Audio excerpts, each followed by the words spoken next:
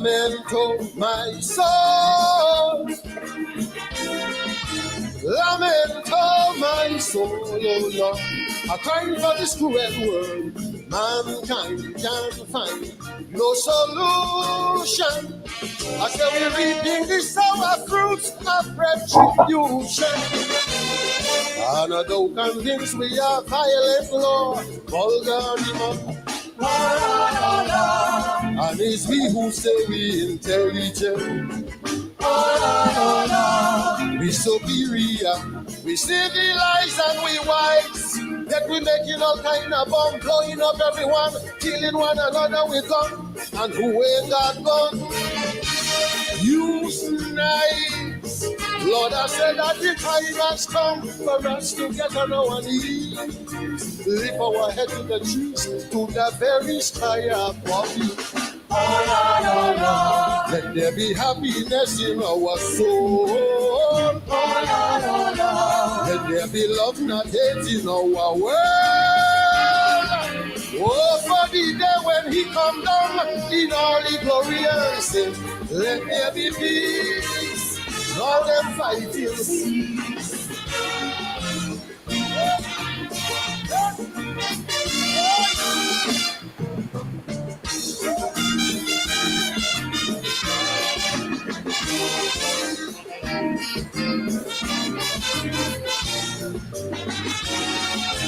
Peace, peace, peace. Everybody shouting peace. Oh Lord, love and happiness is what we need. No one will stretch that loving hand. Everybody sitting down on the bottom, watching the other man. While war and crime and violence are rampant in every land. Yes, we say he made us above the animal. Destiny to mold the galaxies in our hand. But I don't push it, stop fight. We're living and unite. No animal kill for spite. It's only we humans.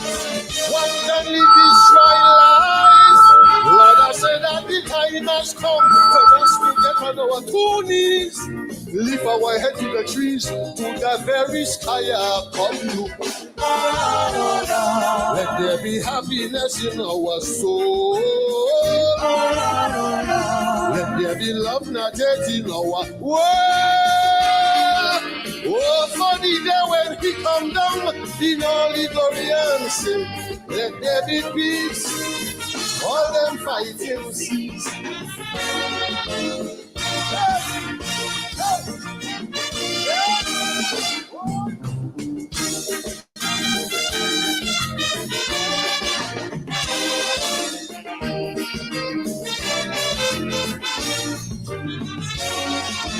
Female liberation.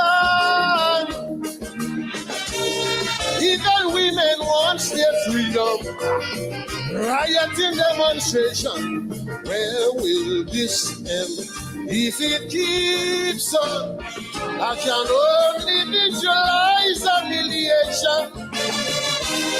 With them guns and bombs and constant improvement and modernized weapons. Yes, he gave us eyes to see and ears to hear. Now my eyes perceive, Lord, a trembling in fear. Bombs falling from the air, shooting everywhere, rebellion far and near. And every day's more talk about revolution. Yeah. Lord, I say that the time has come for us to get on our 2 knees. Lift our head to the trees, to the very, very sky above you. Let there be happiness in our soul. Let there be love, not hate in our world. Oh, for the day when he come down in all the glory and sing. Let there be peace, all them fighting cease.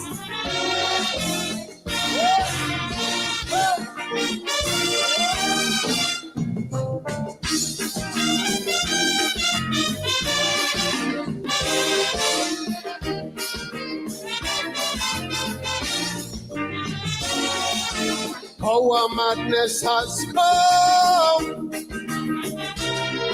Every land in raw confusion, poverty and starvation, lying in the street, hand in hand with man, grasping at the throats of the poorer one, pounding and grinding him into oblivion.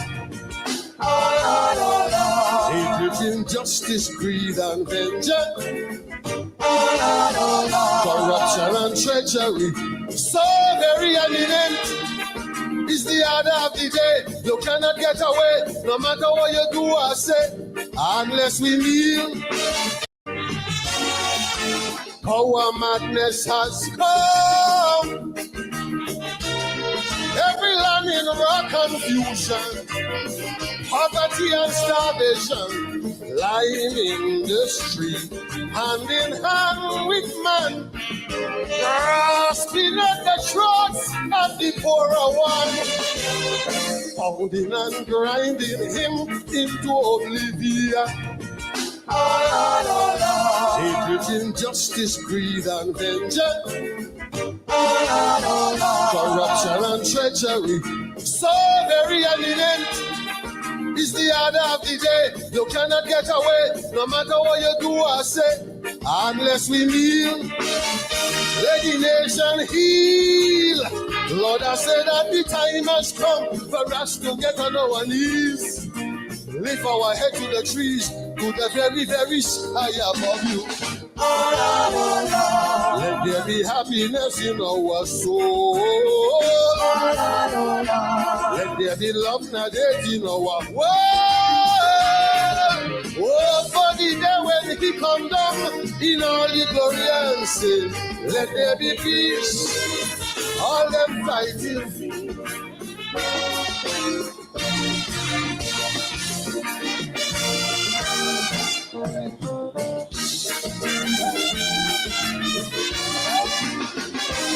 Corruption and treachery, so very eminent is the order of the day. You cannot get away, no matter what you do or say, unless we kneel. Let the nation heal. Lord, I said that the time has come for us to get on our knees, lift our head to the trees, to the very, very sky above you. Let there be happiness in our soul. Let there be love and hate in our world. Oh, for the day when he come down in all the glory and sin, let there be peace. All them fighting.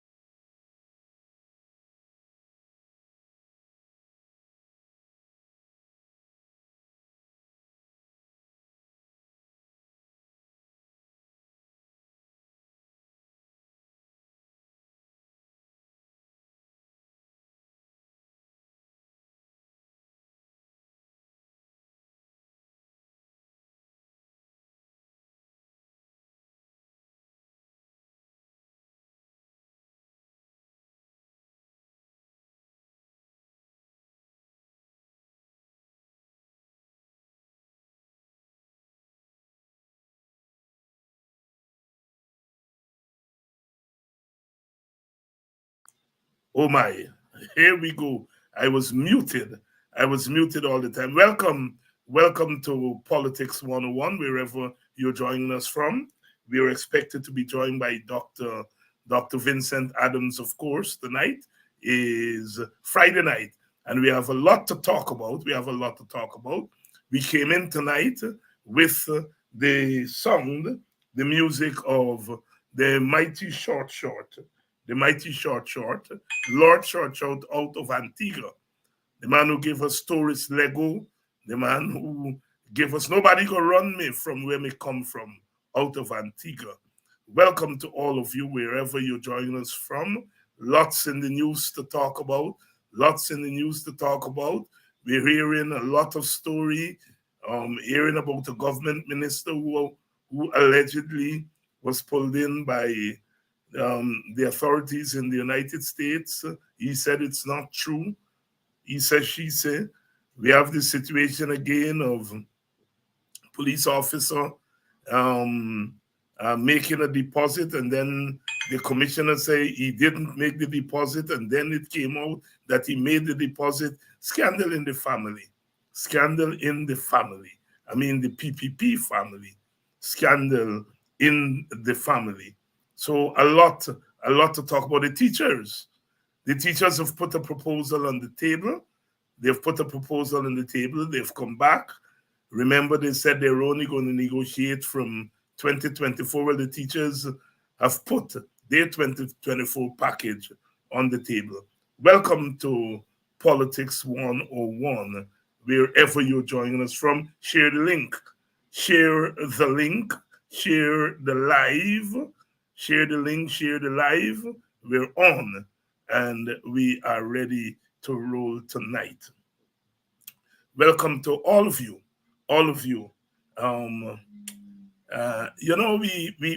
We talk about our folklore, and we are from Guyana, we're from the Caribbean, and we have a lot of folklore.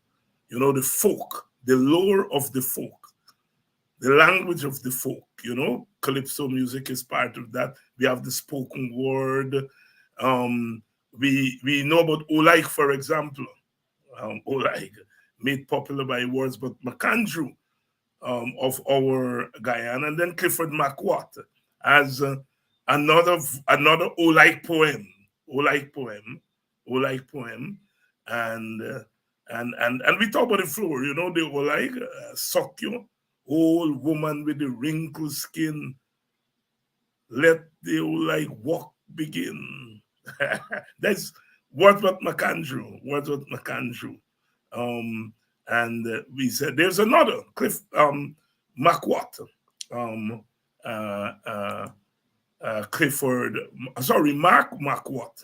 Mark McWatt, as another Olaik poem. He's a Guyanese writer also, and he has another Olaik poem, and one of our Guyanese St. Lucian, one of our actresses in the United Kingdom, sent me a piece that I like very much, and she did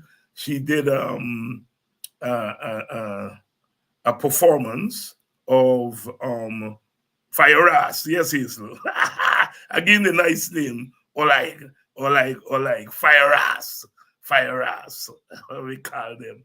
And we're dealing with some fire ass in this country. Some real Olaik sucking the blood of the country. And we have to call them out on that. So they're like Olaik. So we have one of our actresses. She is Shavi Miller. She's of Guyanese parents, and she lived a little while in Suriname, St. Vincent. And she sent me this piece that I really like, that I wanted to share with you all.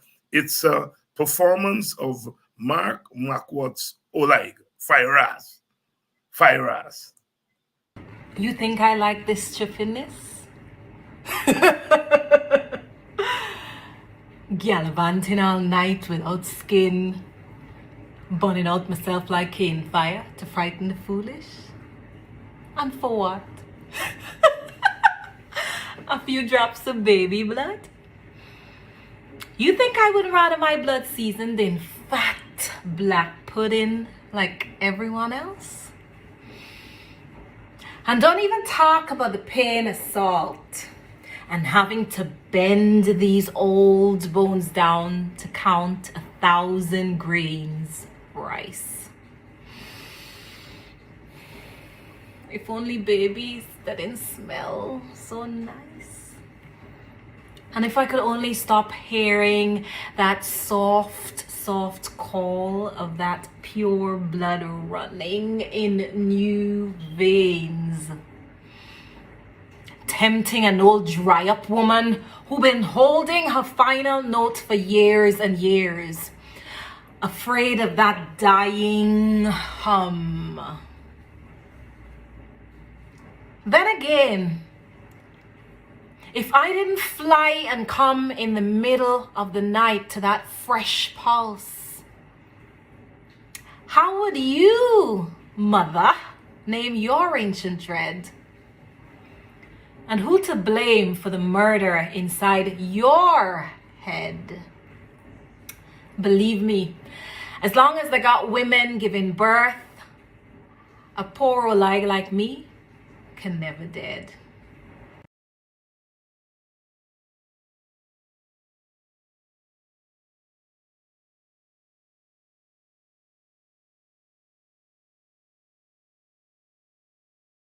Here I go again. Yes, a young Guyanese actress out of the United Kingdom doing Olag. We know the Wordsworth McAndrew version, but this is a poem by Mark Makwat, a Guyanese writer, and he did that poem on Olag, and Shavi gave us her rendition. She sent it to me, and I rather like her or rendition of it, so I wanted to share it tonight. Wait, you think I like this chuffiness? Gallivanting all night without skin, burning out myself like cane fire to frighten the foolish. And for what? A few drops of baby blood?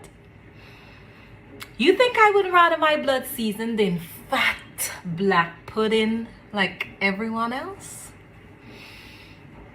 And don't even talk about the pain of salt and having to bend these old bones down to count 1,000 grains rice. If only babies that didn't smell so nice. And if I could only stop hearing that soft call of that pure blood running in new veins. Tempting an old dry up woman who been holding her final note for years and years. Afraid of that dying hum. Then again, if I didn't fly and come in the middle of the night to that fresh pulse, how would you, mother, name your ancient dread? And who to blame for the murder inside your head? Believe me, as long as they got women giving birth, a poor old like me can never dead. Sister Shavi Miller. She's from New Amsterdam originally, New Amsterdam, Shavi Miller, and she's now living in the United Kingdom, and she is making a name for herself there. And she did that rendition, interpretation, whatever name they give it in drama these days. I'm away from that scene, and so I don't know all the terms that they use now. But I used to fancy myself, as a kind of dramatist actor that the Buxtonians would remember those days a long time ago.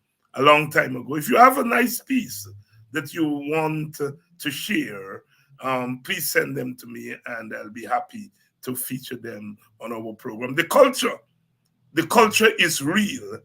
And whatever we do, we have to take the culture with us. The culture with us. We can't leave the culture behind because of people without a culture. You all know what Garvey says about that. Your culture is your history is your culture, and your history and your culture is you. Good evening to you, our lovely people. And as we say, we pay close attention here to opposition people. Opposition people. Opposition people. Wherever race you come from. Opposition people, you're celebrated here. You're welcome here. This is a safe space all the time. All the time. And of course, our beautiful Black people. And we single out Black people only because they are being beaten down at this time. But we are talking about Black people being beaten so that the beating will stop and there will come a time when we will embrace all of us as equal citizens. Good evening to all of you and welcome. And I think Dr. Adams is ready for us. Dr. Adams, good evening. Hey, good evening, Dr. Hines and all your listeners. Sorry about the hiccup with, I'm always technically challenged with these IT stuff. Yeah, well, all of us are. And, it's one of the reasons I say that our young people today are much brighter, 10, 15, 20 times brighter now because they take a cell phone and, they sort out things on that thing in seconds. And you and I will take sometimes hours to figure it out. If ever. If ever we figure it out. Vincent, there is a lot to talk about, but I want to start with a letter you wrote. It appeared in yesterday's paper, and I think in one of the papers today. And you ask the question that letter, or asserted that Barra Jagdeo should be the last person to be talking about conflict of interest. And I want to preface your answer, well, my question and your answer with this. From the time I hear about Nigel Hughes and conflict of interest, my position is that we ought not to be repeating it. All right? We ought not to be repeating it because the biggest conflict of interest that's going on in this country now is the government of Guyana. And top officials in the government of Guyana are engaged in the worst form of conflict of interest. Some of it in the public domain is known and others not so known. All right? I went on to say in subsequent programs that, look, Nigel Hughes has a potential conflict of interest. All right? That if he were to become a minister of government, a parliamentarian, the president of Guyana, or whatever, then you can't be an official of government in whatever branch of government, and you are the lawyer for a company that's doing the thing. There is a view that there is present conflict of interest because he's the leader of a major political party, and that political party is in parliament. And so, therefore, there is some conflict of interest there. I am not an expert on this conflict of interest thing. I understand there are technical aspects of conflict of interest. The point is that Nigeria has responded to these questions. And I am still very strong, that we on the opposition side should not be beating up on Nigeria and beating Bush for the PPP. I still think that the spotlight should be on the conflict of interest that is here and now, and that is a clear and present danger to Guyana. I'm unapologetic that I am not going to do the work for the PPP. Jack Dio came out yesterday, and we're jumping here, right? Because I'm coming back to your letter. And he said the conflict of interest he's most concerned about is that Nigel could do work for Exxon, and Exxon could overpay him for meaning give him money for work not done, and that money could go to his campaign. Now, when thief man see Matty with bag, well, let me put another way. Thief man like to see Matty with bag. Jack Dio knows the story well. I am sure he knows how the PPP get money from business people and business companies. So he's speculating that that is the case with Nigel. Under normal circumstances, I would say a fair comment. But I can't say no fair comment with Jack Dio. I am saying when I hear Jack Dio there, what I hear is a man know how the crookishness happens and is afraid that the other side may now do the crookishness. And he's putting over some moral compass that he's putting down. But you had already slammed him in your letter that he should be the last man to talk about conflict of interest. Over to you, Dr. Vincent Adams. Hey, you hit on a point there that is really very important. A parallel to that is that even in the United States, even in our national security system, do you know who the people that they try to recruit when they want to know who's hacking and how to avoid the hacking are the hackers? Okay, so that's exactly he he understands, and he's worried that he's probably gonna get out hacked, if you will, but he knows the trick of the trade, so he's worried and he's speculating. But going back to the letter and stuff, and I cannot believe the audacity in this man. But it's not that we can't believe it. That's exactly how this man operates. His arrogance and his autocratic behavior, because he believes that he can get away with anything. He can spread his propaganda, and everybody believes anything that he says. That's how a dictator works. It doesn't matter whether it sounds reasonable or believable or not. He believed that people will believe it. He believed that we're running a cultist country, and so that's where he comes from. I would be the last person in his shoe. I would never even bring it up. I would try to keep it in the background, because when he brings this up, then you're shining a spotlight now, which is what I did in this letter, and others are doing, because he is coming into question now, and people are seeing exactly what he was doing. So yes, I think it's well deserved, and everything that I say there, it's everything. It's absolutely true. It's nothing there is something that I made up or I speculated or imagined. Everything that I said. Here's a man.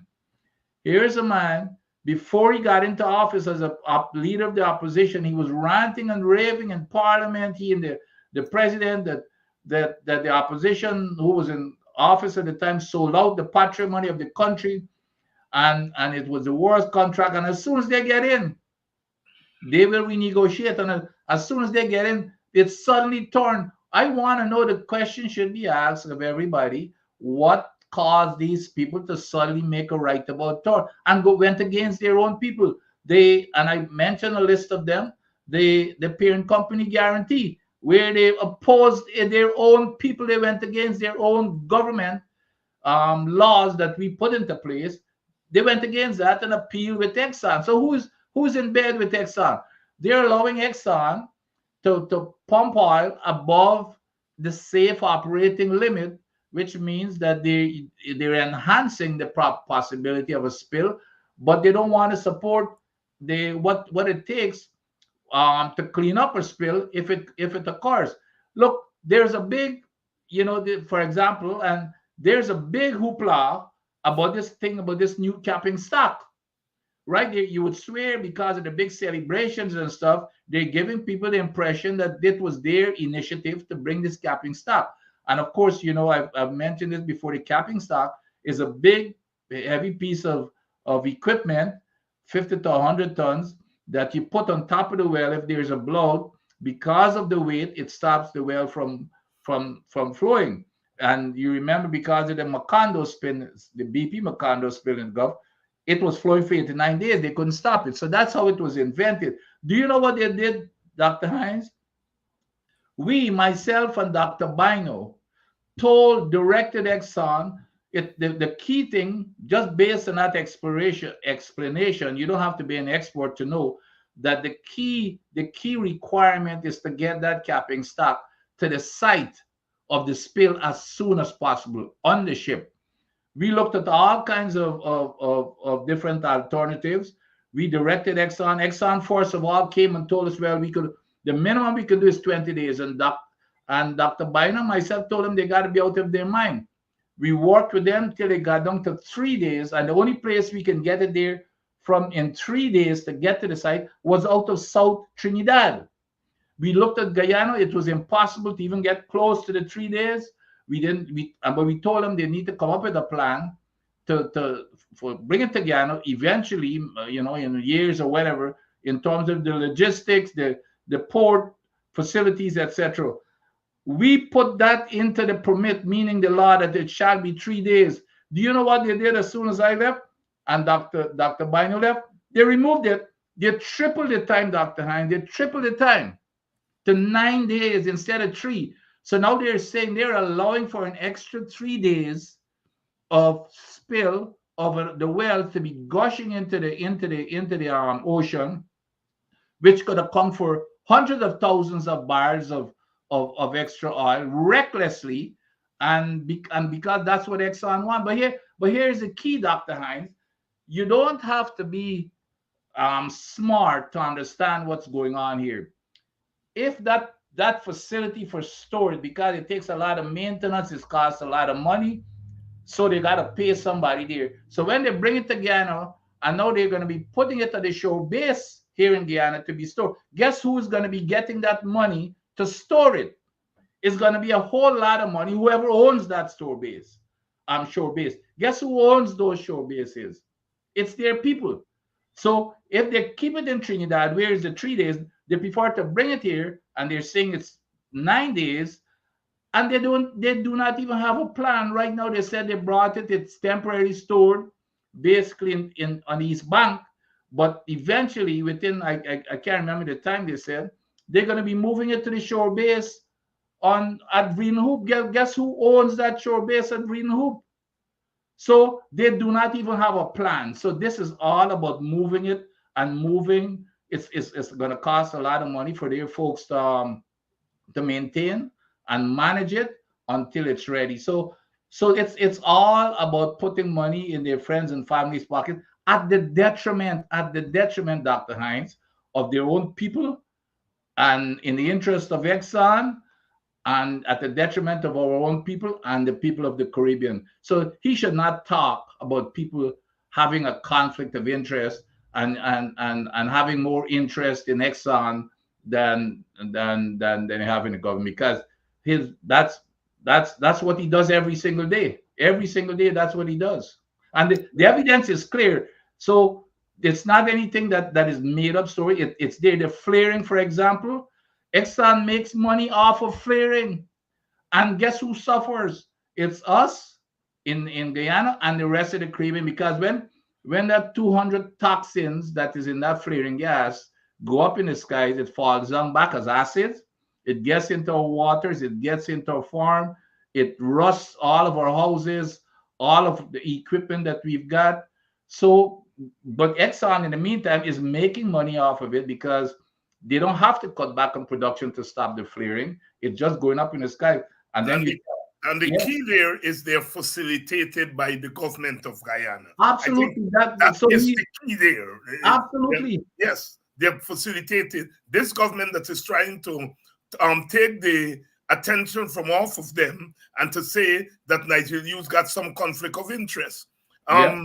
I have said on this program, I'm saying it again, Nigel Hughes, as the lawyer for ExxonMobil and as the leader of a major political party, has some questions to answer. And I'm saying Nigel has been answering those questions, maybe not to the satisfaction of some people, but he has been answering those questions. Mr. Jack Dio said yesterday that they got a man who is a minister in his government now. He used to do business with Exxon.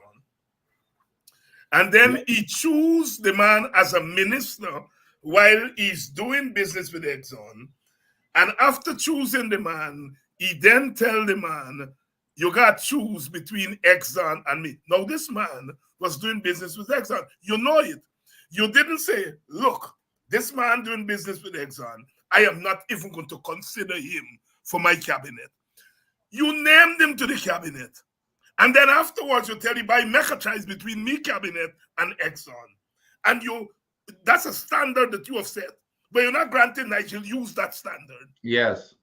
You're not granting Nigel use the standard that until he's named a minister or a parliamentarian, that he can represent Exxon. You're not granting him that. You are prepared to grant that man that.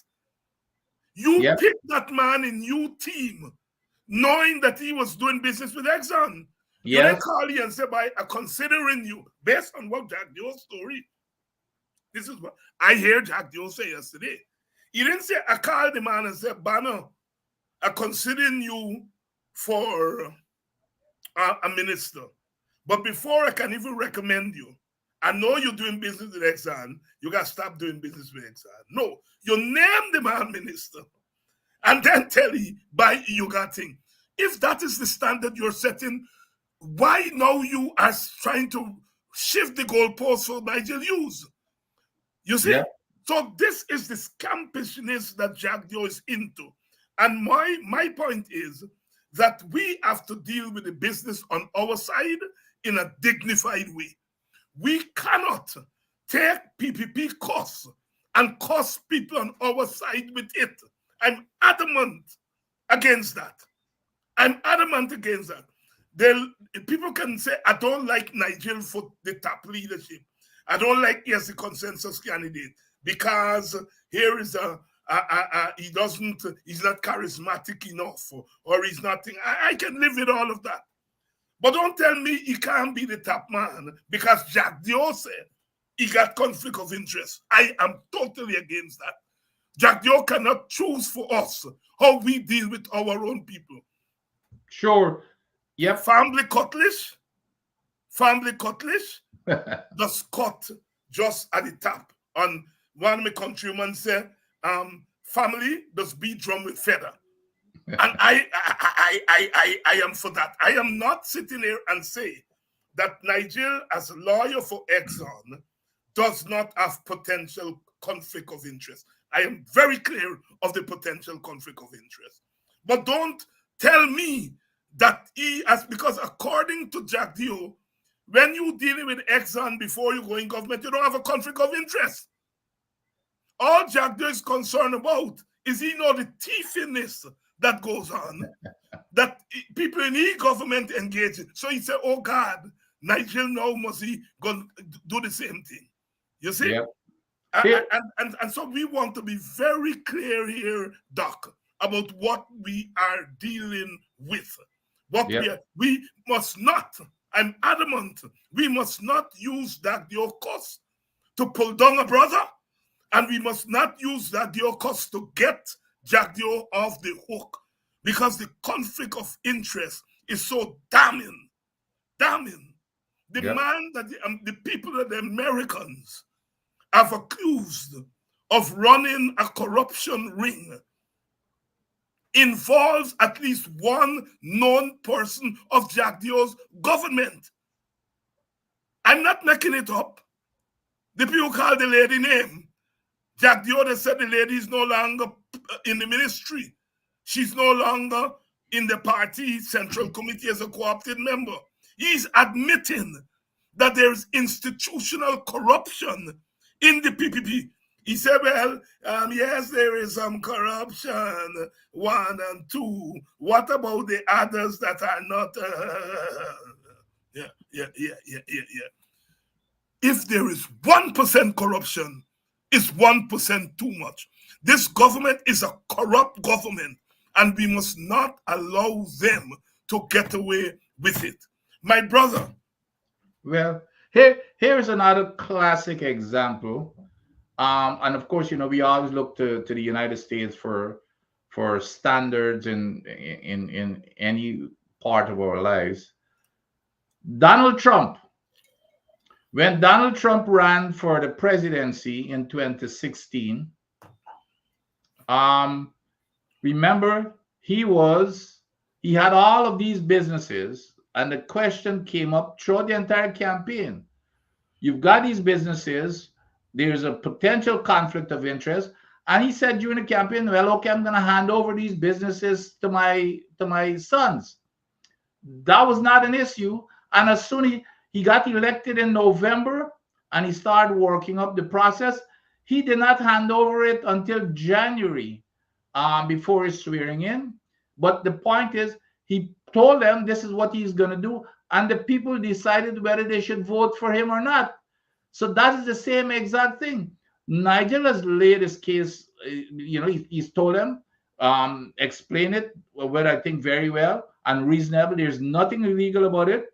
Let the people decide whether, they want to, based on their conscience and everything else, and whether they trust him or not. Let them decide, not for Jagdeo to come in and tell people, that to make and like you said, he had a minister who is under the same type of situation, and he waited until the man was a minister. The man was a minister. He didn't get rid of him when he was a minister and he had the conflict. He waited, and then he told the man, well, okay, you got to decide one of the two. So it's the same standard ought to apply to Nigel, and Nigel said that. And Nigel has even come up with a plan. Nigel has said, I will not have anything to do with the oil and gas policies or anything to say with oil and gas policies. He has appointed a committee, and he has made it clear to us in the committee that he will not get involved either. And so far, and I trust him, I believe him, he has not been, any part of it. And if there's going to have to be a vote on a policy from the organization, he will recuse himself. I mean, it will be in the open. So it's not anything that would be hiding, and we would be involved. We would be a part of any grand scheme where he would be sneaking around. No, that will not happen. He has a plan to mitigate any type of conflict. He has a plan to mitigate any kind of conflict. It's an ongoing discussion. And as I said, my position is very clear. Brother Nigel has to deal with this. He should not be answerable to Jagdeo. He should not be answerable to the PPP government, because they are deep in the shit. And they cannot be judged. If he's answerable, he's answerable to us. That's right. He's answerable to our supporters. And so Yep. I'm saying Nigel has to continue to engage this question. He has to continue to engage it. No. I don't want to use Jagdeo's standard and wait until on the eve of you becoming a minister or a parliamentarian and then address it. I'm saying, Brother Nigel, address it now. But address it to we. Use one of we leaders. And any answer you got to give to anybody, you give it first to we. You don't got to answer to Jagdeo and them, because Jagdeo and them are crooks. They're political crooks. And they should not be setting some moral standard for Nigel Hughes to follow, or any one of us. Are you hear me? I feel very strongly about that. There is a point where morality, political morality, has to give way to realistic, real politics. You cannot have people who are hand over fist, openly giving away the patrimony of this country. They're not so much interested in filling Exxon pocket. They're using Exxon to fill their own goddamn pocket. That is what the issue is. And we know that is happening. We know it is happening. My brother, open the paper. Well, nowadays, before you get to the papers, the news is be out there. Yep. A police officer, and I am, as I'm saying this, I'm saying it with very much sadness, because black people can make themselves jackasses sometimes. You know, you all know how I love black people. But I think sometimes black people ain't good. Just behave crazy, some of them. You open the paper, a man, a big policeman, and I don't know about now. Maybe it's different now, but Vincent, you know, when you and I were boys, the policeman, the preacher man, the priest, whatever we call it, the teacher, Yep. those were the people we look up to. And I Yep. still have that in me. I still have respect for policemen and women still, because I grew up with them. You look up to them, you see? And you, this policeman, black man, it is said that he deposits some big money. Then the commissioner of police come out and say no big money was deposited. And then the journalists and them by traffic chase and them do the work. Then by put the paper on the internet to show the money was deposited, the people give back the money. So we find that the office in charge lying, the commissioner lying. No, if there wasn't more in the matter than the pistol, why they are lying about this money? I mean, if a man give me a freck, all right, and I deposit my money and so forth, I ain't got nothing to worry. I ain't lying. My partner give me a freck, right, and I put it in credit union. You know, I ain't got to lie about putting it, and I ain't got to get the commissioner for lie. Once I start lying and the commissioner start lying, it means it's not a little freck I get. It means that it's something else. My brother, help me, no man. Help me. Well, you see, again, we get back to these guys, and the hammer is falling one by one. These guys, they believe that they can do anything, and there's no accountability whatsoever. They own the country, they own everybody in the country, because there are even some other sides to this story that even makes it worse. Because one of the things that I heard at the credit union, you could only deposit a maximum of $2 million. Yeah. So this guy somehow deposited 16. But I heard in addition to the 60 million, one of the excuses that was given when they asked him where he got all this money, the man said it was a wedding gift. The man said that he got a wedding gift of $16 million. I mean, all of that is documented. No, I'm not kidding. That's what he said. I'm not kidding, but I said, Lord, you know what people have said? People said, you know, asking people to laugh. Asking people to laugh, because this is serious business. But I hear the other thing that I heard from reliable sources too, Doctor, is that was not the only deposit. There was another deposit for over $100 million. Oh, me mama. Yes. Really hurt me. So, but you see, the thing is that it's a cover up. It's not only a lying. It's a lie to cover up, because I am telling you, they all have to lie to cover each other, because everybody knows about each other. It's this ring, and they were afraid that if something comes in and they start digging in and they start squeezing one, he might squeal, and then who knows? So they gotta go like, well, guess what they're doing there? They're transferring, they're moving them around. They're not getting any hurt, but who knows what they know even above them? The people in the government, so who knows what they know about them? And so those are the kinds of things. And now Nigel, the same Nigel at the AFC press conference yesterday, Nigel, and I think they made a public statement, press release. Nigel is calling for an independent investigation, outside of the country. No sham investigation with the police investigating themselves, because the unit that is supposed to investigate that, guess where the unit reports to? The The, commissioner of police. the commissioner of police, who is part of So the cover up. so Nigel is saying that's a sham. They need to go to some of the, CARICOM countries or someplace to get that independent investigation of this issue. And I cannot see a single Guyanese who will not support and agree with that. And I think that's a good call. And we all need to be putting pressure on them to have an investigation outside from resources coming from outside this country. Truly independent. Uncle Vincent, I see one of your nephew here saying good night, Uncle Vincent, Richie from Yeah, Arizona. My good friend, my good friend. yeah. Um, Uncle Vincent, Uh, here is the thing that bothering me about mm, this. There's the corruption. And yep, so, as we were saying, kind of corruption. But here's one my mind going.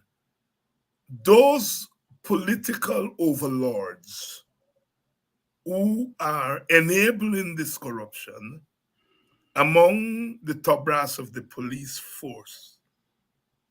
All right? And it is clear because the commissioner can't move wrong people without yep, the minister yep, going in.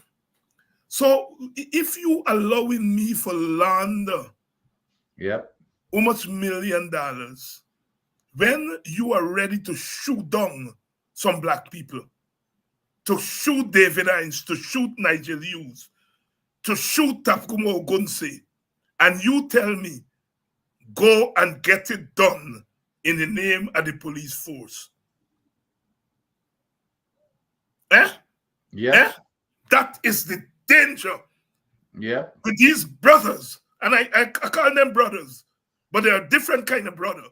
These brothers who are in high places in the armed forces, we are now getting a glimpse as to why they are willing to shoot their mother yep, and shoot their yep, daughter and their sons when called upon to do it. Because they're feathering their own bastardness. And the yep, PPP is allowing them. What kind of fool is you that Brother Dick Gregory is going to ask?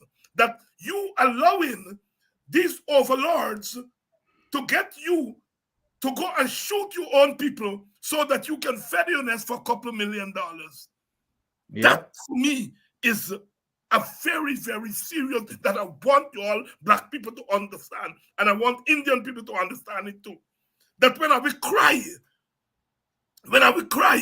that the police shoot down our young people, shoot down our activists, kill them, you all get a sense of what is happening.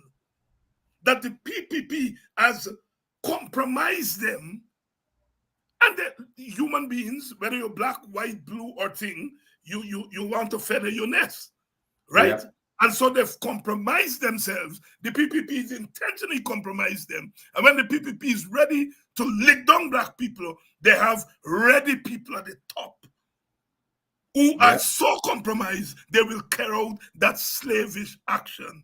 Dr. Vincent Adams, what is going on in our country, Guyana? Well, I totally agree with everything you said. I can't add anything more eloquently, but what I know, one of the things that we have got to be talking about as we move forward into elections and governance after the elections, after that party is gone, is that we have to revamp that entire police force. You're absolutely correct. I remember growing up as a little boy, you looked up to the police and the teachers and nurses, and I mean they were a special class of people, and all of us aspired to even become part. I mean, those, you talk about people being clean as a whistle. Those were the ones. It's the complete opposite now, and they're doing it because they've got some power and authority, and the fear factor that they're driving everybody, that because of the corrupt practices, and they drive fear in people. If you do not cooperate, this is what's going to happen. And of course they've got a government that they report to, that you said is totally corrupt in everything that they do, and the entire system is corrupt. So the people, people like the population itself is living in deep fear, and with nobody to protect them, basically. So there's no justice, and you've got to just survive while this is happening. And so as we look forward, as we look ahead, that I'm hoping that the leadership, the potential leaders of the folks who are aspiring to become our president and vice president and prime minister, they're already coming up with a plan as to how we will revamp our protective forces. Dr. Adams, you're so correct. I mean, when our side takes power, they gotta be serious. One of my criticisms of the last time around is that we went along as though, nothing was wrong with our country. After 23 years of PPP raping this country, criminalizing the country, criminalizing the state, we came to power and behave as though nothing happened in the last 23 years, meaning there was not an intentional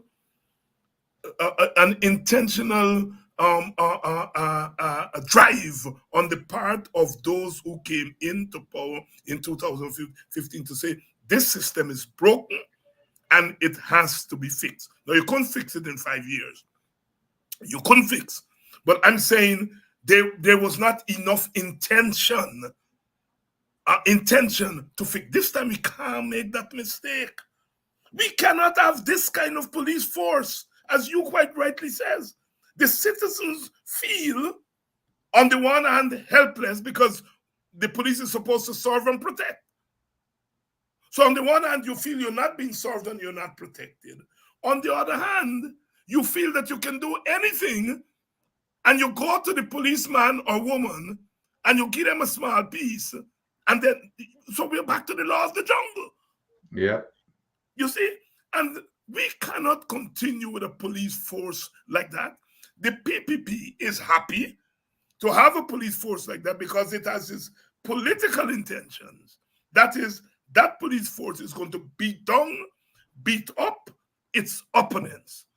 And instructions, either by a wink or otherwise, is that there are some people who are off limit to your brutality. Some people are off limit to your brutality. And some people, you got to beat them. Not because we want you to go and beat up black people, but we want you to go and beat up our political opponents who are Yep. black. Who are black. Yep. Look at what they did, Dr. Hines. Imagine you growing up, you're just an ordinary poor person. You're struggling to make a living. And then you see what they do to Kadaki, who's up there basically in comparison, somebody that you would think that they would never touch. But that's their modus operandi. Their strategy is to go after those so that the ordinary person would look and say, oh shucks, if they can go after Kadaki, what are they going to do to me? Yes. So that's what they're doing. That's why they threaten people like yourself and all the people who are vocal and speaking up for what is right for human beings.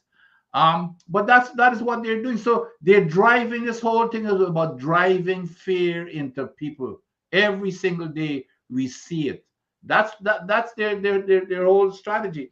And we've got to bring an end to it. We have to bring an end to it. An end must be put to it. Let me make it clear for this audience. When I'm in Guyana, I move around normal. Police don't bother me. Them police by on the road, some of them recognize me, they wave me off, and so on. If I stop, they say, good night, Dr. Hines, they recognize me. The average rank and file don't bother me in Guyana. So I am not indicting the rank and file policeman and woman here, right? They're my brothers, they're my sister, And me fight, you fight, we fight is for them too. You understand? Yep. When we talk about wages for public service, for them too. They Yeah. gotta go home to their girlfriends and their wives who are black like me and you.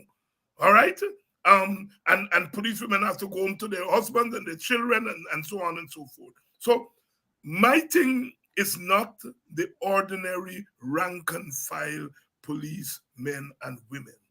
It is to the men at the top who are selling their soul for a little mite, as old people would say.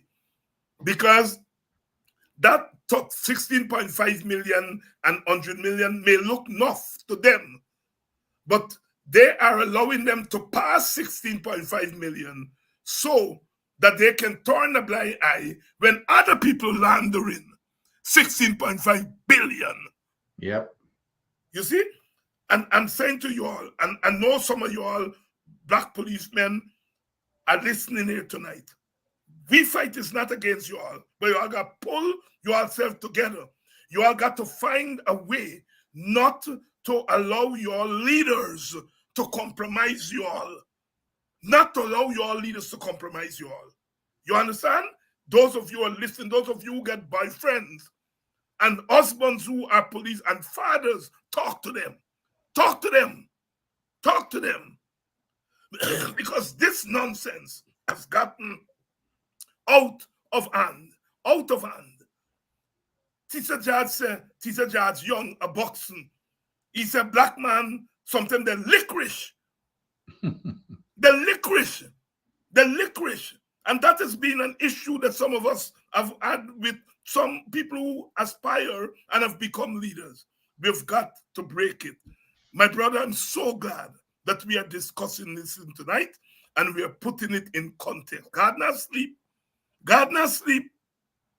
What corruption? Bring the evidence. That's what Jack Dio like said. Bring the evidence. The evidence staring in his face right now. And he don't even know, or well, he know that it's evidence, but he pretended that he don't know and want to get we to talk about Nigel Hughes, who ain't interfere with nobody money. Yep. And you see? And that's that my time, point. you notice, and the good thing is, it ain't coming from us either. It ain't coming from the local politicians. It coming from the mighty United States of America. Okay? And that same Jagdio, I want people to keep asking him the question, why is he only flying over and around the United States? But he ain't landing. If you notice, he ain't landing in the United States. He's flying, he's circling, flying to Canada, but he ain't landing. Well, we can see why with what's happened before, and we saw what happened. When was it? Yesterday or today with Minister Barrett. We see what happened with him. And Barrett is saying that the people didn't interfere with him. But I see a picture. I see a picture on Facebook and social media showing the policeman or immigration man walking behind him with guns. So you said these people have pulled you in, and I think it's Dennis Booker sent me the picture. Yeah, and with the walking man, it's a video. It's a video and a picture, but you can see the 3 plainclothes officers and then an officer with guns behind. Man, telling me it's not true, man. I'm not. I know the technology thing good like Mark Benchop and Cheryl and them by forget the thing from my phone. You see, when people send me them things, God send me it by email. I cannot man. I can't maneuver the phone to this story and so on. And think that's why I want one young people to come in and help me with this story so that I could have shown the thing with the people that walking side by side with them behind me. Yeah. And the lion. Yeah. Sisters and brothers, they are on the ropes. They are on the ropes. Yes, then he said, she sent me. Yes, then he sent me the thing. they're on the ropes. And the evidence come off, come to us like when lard and butter, you put them on that frying pan, you come off. So the evidence will come out on them. Vincent, before we go, we have to talk about the development with the teachers. Yes. I was so heartened when I saw open the papers today and saw the comeback by the teacher. We said, by there's a good comeback, right? Because they bully the teachers into cutting out from 2019 to 2023. Right. So the teachers had to go in from 2024. But when the teachers put the 2024 and 2025 story on the table, it was a brilliant comeback. You know, when you get knocked for 6, you know they're good. Or you get knocked for 4, the next ball is important. You come back with the next ball. You either take because you beat the batsman, all ends up. You say, "Why, that's a good comeback." Talk to us about the teachers' good comeback. Yep. But I'm telling you, I think the teachers are really being nice. To ask for 30%. I think that you know it's and I think that it started as a 39%. yes, it varies from, I think it's a year, it's a 30%. Yes, right. So because, and here is why. I think it's between 8 or 9,000 of those 14,000 or 13,000 teachers. You know how much money they make? 9,000. They make $100,000 per day. And not per day. I wish that's what they should be making per day. They make 100,000 Guyana dollars per month. 9,000 of those 13,000 teachers. Anytime you look, if these guys had any kind of competency or understanding as to how you develop a country or how you build an organization, they would know it always comes down to competition for your best personnel, your best staff, your best labor. We are now competing with the rest of the Caribbean and the rest of the world for a teacher. We're investing money, training them, and then they're gone. We're the lowest paid. We've got the lowest paid teachers in the whole of the Caribbean by far. And we are supposed to be by far the richest. You've got places like Grenada, where teachers are paid twice. Trinidad almost twice. Another country like 2.5 times, 3 times. We are the lowest paid teachers. How could teachers survive?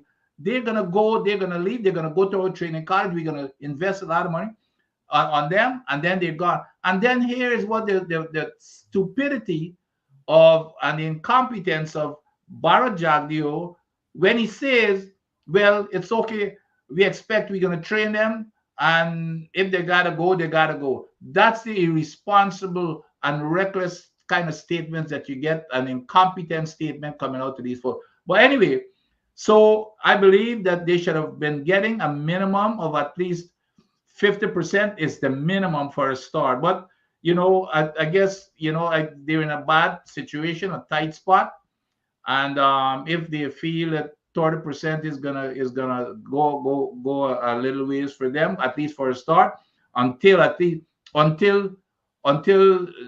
the new government comes into office, until the opposition comes into office.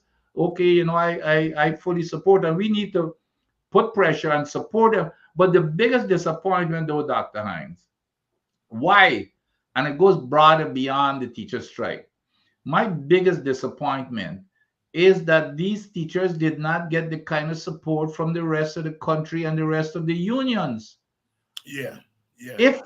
If the other unions, the public service unions, if they had come out and supported, this strike would have been over. They would have gotten what they want. You can't tell me you're taking 60% of this nation's budget and putting it in the hands of maybe 1%, which is your friends and family in the construction business, and you've got teachers who are making $100,000 Guyana dollars, by the way, per month, when these guys are making millions and hundreds of millions. So So that's the disparity in how people are being, one class is being treated one way, the other class is being treated another way. But I think we need to watch this and put pressure on the other, especially the public service union. It's time that they need to come out and support these teachers and take it to wherever it may go. Let us make the sacrifice here, or else they're going to be setting a pattern here that is going to be hard. It's going to be hard to turn back. Dr. Vincent Adams here tonight. As we go out, my condolences to a couple of families in my village. The family, the Best, Winifred Best, who was a real champion, a real activist. She never misses a political event. She is always there at our emancipation events. A live wire in the village, Winifred Best, our children and the rest of our family condolences. My grow match, Colin Garnett, Kidor. This is Congo Colin. They got another Colin Garnett, my friend. Yeah, Colin Garnett, Colin Burke, but it's not he. This is Kidor, okay. Congo from Congo Pastor Anidel. My grow match died suddenly this past week. Condolences to his family and to the Annandale community. A fine young man. He's gone too soon. And finally, condolences to the Domits. I think Miss Patsy Domit died this past week. Also to our children, Bonita and all the others, our condolences.